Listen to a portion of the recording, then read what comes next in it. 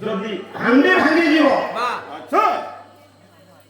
ମାଠିଆ ଭାଙ୍ଗିଯିବ ଆମେ ବାହାରେ ଫୋପାଡ଼ି ଦେବା ଆଜ୍ଞା ଆମେ ତାକୁ ବାହାରେ ଫୋପାଡ଼ି ଦେବା କିନ୍ତୁ ଯେତିକି ଆପଣମାନେ ବସିଛନ୍ତି ଆଜ୍ଞା ଯେ ବର୍ଜ୍ୟ ବସ୍ତୁକୁ କେବେ ଆମେ ରଖିବା ନାହିଁ ବର୍ଜ୍ୟ ବସ୍ତୁ ଯେତେବେଳେ ଆମେ ନ ରଖିବା ଆଜ୍ଞା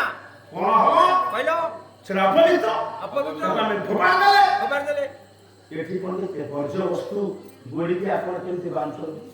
ତାର କାରଣ ଅଛି ଆଜ୍ଞା କଣ କରିବ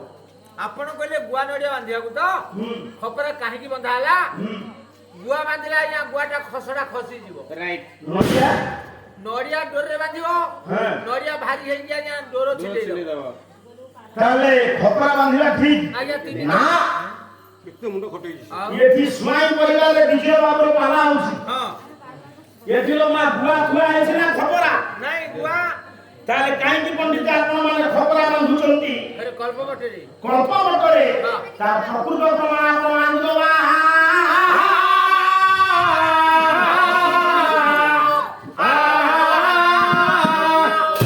ଆପଣମାନେ ବସିଛନ୍ତି ତାହେଲେ ଆମର ପ୍ରଶ୍ନ ରହିଲା କଣ ନା କଳ୍ପ ମତରେ କାହିଁକି ଖପରା ବନ୍ଧା ହୁଏ ବନ୍ଧା ହୁଏ ଜଗନ୍ନାଥଙ୍କ ପାଇଁ ଲକ୍ଷ୍ମୀ ଠାକୁରାଣୀ କାହିଁକି ବିଧବା କୁହନ୍ତି ନାହିଁ 22 ପାହାଚ ଲେଖା ହେଇଛି କାହିଁକି 19 ପାହାଚ